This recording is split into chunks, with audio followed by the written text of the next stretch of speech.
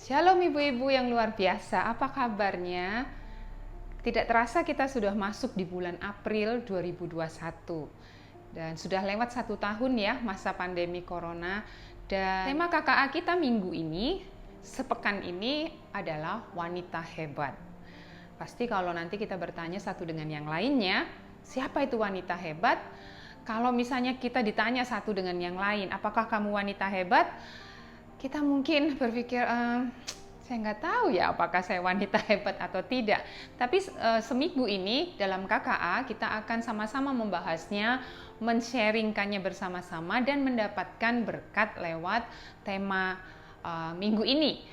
Kita akan lihat bersama-sama di dalam 1 Petrus pasal 3 ayat 1-6.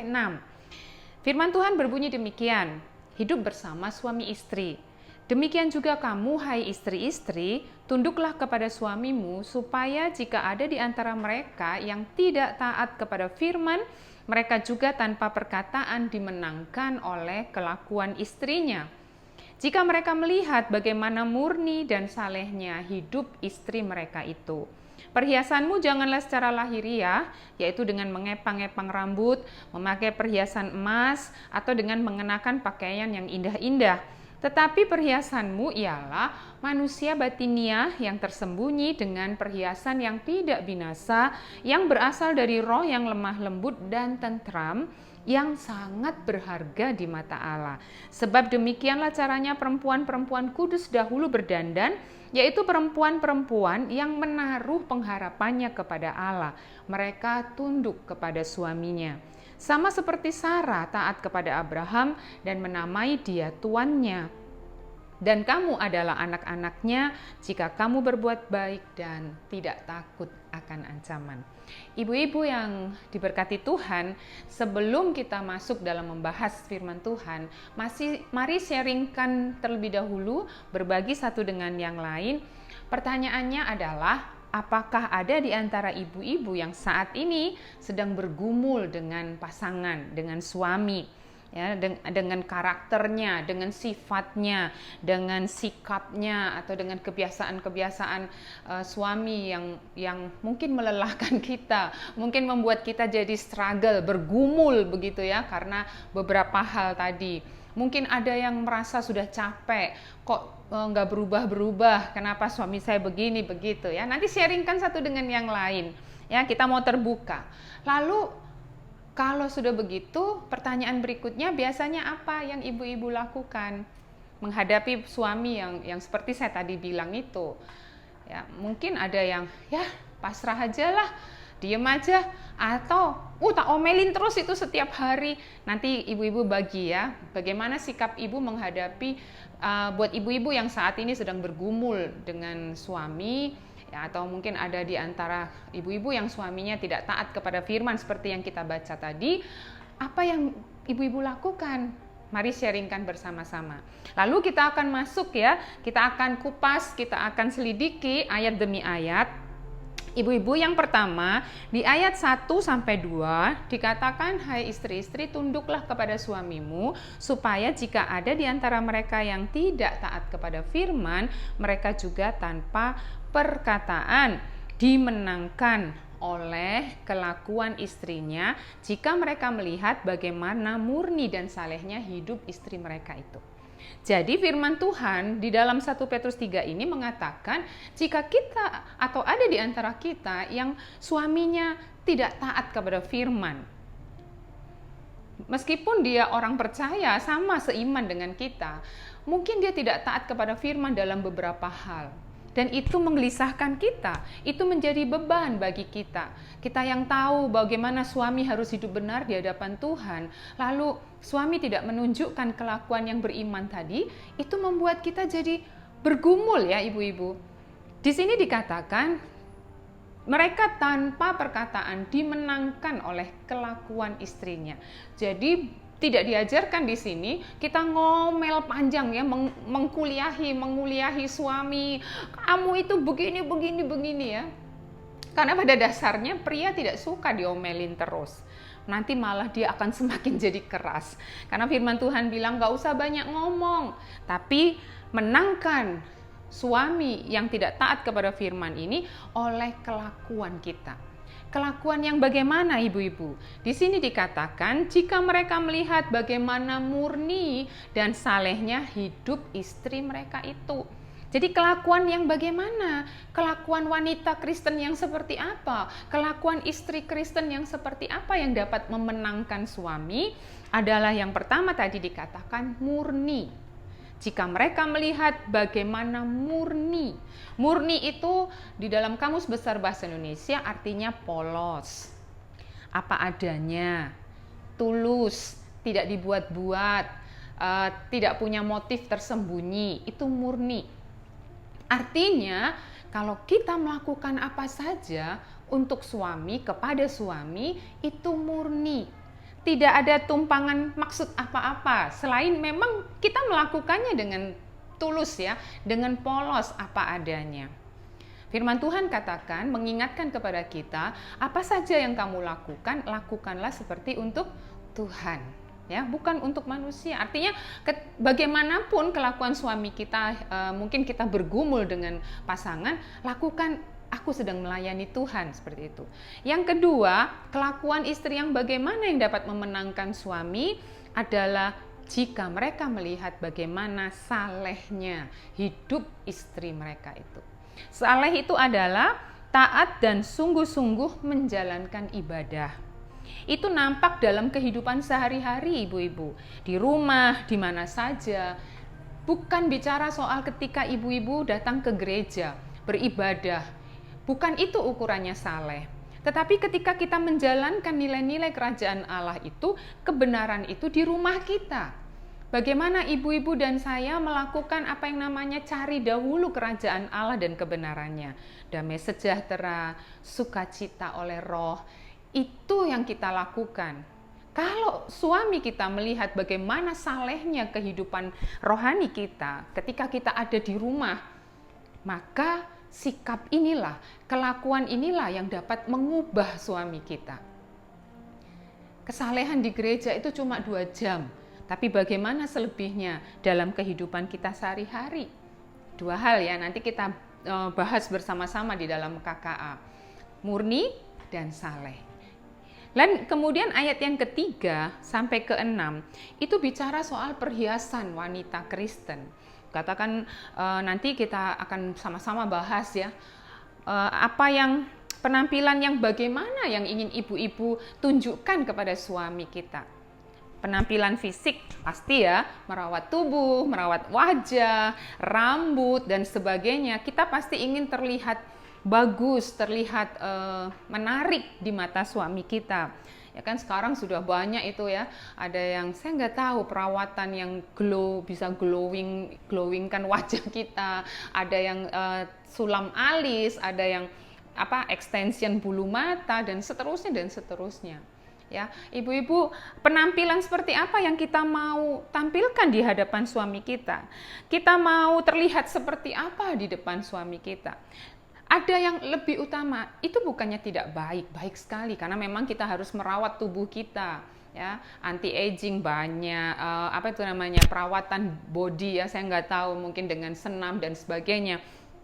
Tetapi dikatakan di sini ada yang paling penting yang harus kita perhatikan ibu-ibu. Yang dikatakan di dalam ayat 4, tetapi perhiasanmu ialah manusia batinia. Manusia yang di dalam ibu-ibu, yang harus diberi perhatian utama. Yang di luar itu boleh-boleh saja kita lakukan, kita memang harus merawat tubuh. Tetapi kadangkala kita melupakan yang paling penting. Itulah yang paling dibutuhkan, yang mau dilihat oleh suami kita. Yang di dalam, manusia batin. Manusia batin ini tersembunyi, dia ada di dalam. Di dalam tubuh kita, di dalam jiwa kita, berasal dari roh yang sangat berharga di mata Tuhan. Kita pasti rindu memiliki roh yang sangat berharga di mata Tuhan.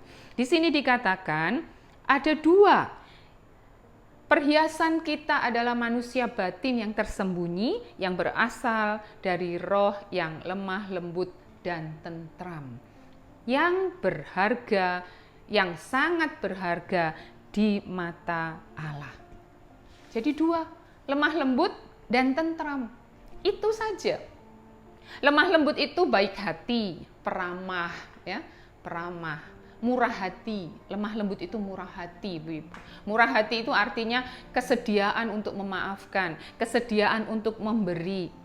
Ingat ya, firman Tuhan berkata, terlebih bahagia, terlebih berkat memberi daripada menerima.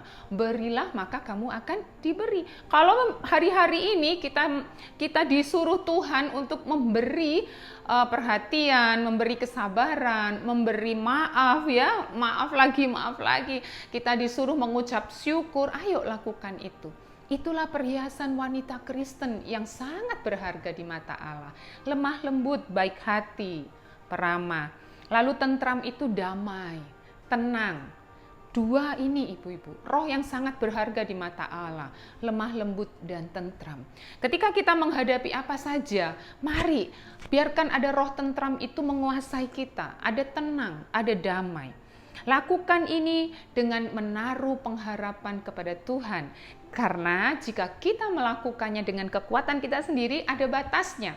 Ada masa di mana kita akan, oke, stop, aku tidak mau melakukannya lagi. Firman Tuhan dikatakan di sini, di dalam ayat yang kelima, sebab demikianlah caranya perempuan-perempuan kudus dahulu berdandan, yaitu perempuan-perempuan yang menaruh pengharapannya kepada Allah. Taruh harapan ibu-ibu kepada Tuhan, maka Roh Kudus akan membuat kita mampu untuk merawat manusia batin yang tersembunyi ini, dan kita bisa memiliki roh yang lemah lembut dan tentram. Itulah yang akan memenangkan suami kita. Ya, kelakuan istri, bagaimana mereka melihat murni dan salehnya hidup istri mereka. Di dalam ayat yang ke-6 dikatakan, sama seperti Sarah taat kepada Abraham ya, dan menamai dia tuannya. Di dalam ayat 5 bagian B tadi dikatakan mereka tunduk kepada suaminya. Inilah yang harus kita lakukan ibu-ibu. Tunduk itu mengakui dan menghormati kepemimpinan suami atas istri dan anak-anaknya. Atas kita dan atas anak-anak kita. Kita mengakui bahwa dia adalah pemimpin di dalam rumah tangga. Sekalipun mungkin kita melihat atau kita membuat sebuah kesimpulan, pria seperti ini bagaimana mungkin bisa dihormati. Tetapi firman Tuhan memberikan kepada kita sebuah aturan bahwa istri harus tunduk kepada suami. Sama seperti jemaat tunduk kepada Kristus. Mengakui kepemimpinannya atas kita, atas anak-anak kita. Menghargai keputusan suami. Itu namanya tunduk. Kadang-kadang kita bisa berselisih ya ibu-ibu ya. Oh, saya nggak setuju begini, saya maunya begini. Lalu suami bilang, tidak, ini keputusan saya. Kalau memang suami tetap pada keputusannya, kita menghargai. Ini yang namanya sikap tunduk. Oke, meskipun ya kita ini kadang-kadang kok nggak sejahtera ya saya. Tetapi karena suami bilang, aku mau lakukan ini, baiklah. Kita menghargai keputusan suami dan selalu siap mendampingi jika ternyata keputusan itu salah. Ya, kadangkala suami ngotot, bersikeras, kadangkala suami tidak mau mendengarkan kita, ya kan? Terus kemudian dia mengalami kegagalan. Jangan menghakimi juga. Aku sudah bilang, tanggung sendiri, hadapi sendiri. Jangan ibu-ibu. Tunduk itu artinya oke, kamu sudah salah ambil keputusan dan sekarang harus menghadapi konsekuensinya. Mari dampingi suami. Dampingi jika satu saat keputusan yang diambilnya itu adalah salah. Sarah menghargai keputusan Abraham. Ketika Abraham harus berpisah dengan Lot, dia bilang kepada Lot, Lot, lihat saja tempat yang mau kamu ambil. Kalau kita jadi istrinya Abraham saat itu, kira-kira ibu-ibu, kita mau bilang apa? Abraham, jangan lakukan itu. Nanti kalau dia ambil tempat yang bagus bagaimana? Terus kita dapat sisanya. Tapi Sarah, kita tidak menjumpai bahwa dia mengomentari keputusan suaminya. Dan memang betul, Abraham hanya mendapat sisanya setelah Lot memilih lembah Yordan yang sangat subur. Tetapi justru Tuhan ya, memberkati Abraham. Lalu kemudian ketika Abraham disuruh Tuhan mempersembahkan Ishak, kita juga tidak menjumpai ada catatan bahwa Sarah komplain akan hal itu. Anak satu-satunya yang sangat mereka kasihi harus dikorbankan. Sarah menghargai keputusan Abraham untuk taat kepada Tuhan. Mari kita sebagai wanita-wanita Kristen, istri-istri ya yang dipercayakan Tuhan menjadi penolong bagi suami, mari kita memiliki sikap tunduk yang benar ya, yang benar kepada suami. Nah, ibu-ibu, sebagai kesimpulannya hari ini, mari berbagi satu dengan yang lain. Setelah kita membahas 1 Petrus 3 ayat 1 sampai 6 ini, mari berbagi. Apa yang harus saya lakukan? Apa yang harus saya perbaiki? Apa yang harus saya ubah? Saya percaya ketika kita ada di dalam kelompok sel, di dalam KKA, Tuhan akan berbicara kepada kita. Di sini loh kita harus lakukan perbaikan. Di sini loh kita harus berubah. Mari dengan jujur, terbuka. Di dalam kitab Yakobus pasalnya yang ke-5 ayat 16, mari saling mengaku dosa, terbuka dan saling mengampuni supaya apa? Kita sembuh. Firman Tuhan berkata begitu, supaya kamu sembuh. Jangan kita nggak boleh malu-malu, jangan malu-malu untuk tolong doakan saya. Saya sedang bergumul saat ini. Saya mau menjadi istri seperti yang ditulis dalam firman Tuhan ini. Istri yang punya perhiasan batin ya, yang tersembunyi, yang punya roh yang lemah lembut dan tentram. Saya mau jadi istri yang tanpa perkataan saya bisa memenangkan memenangkan suami saya yang tidak taat kepada firman Tuhan ini. Mari saling mendoakan ibu-ibu supaya kita semua sembuh dan mari hidup taat kepada Tuhan, belajar untuk taat kepada Tuhan. Tuhan memberkati kita semua.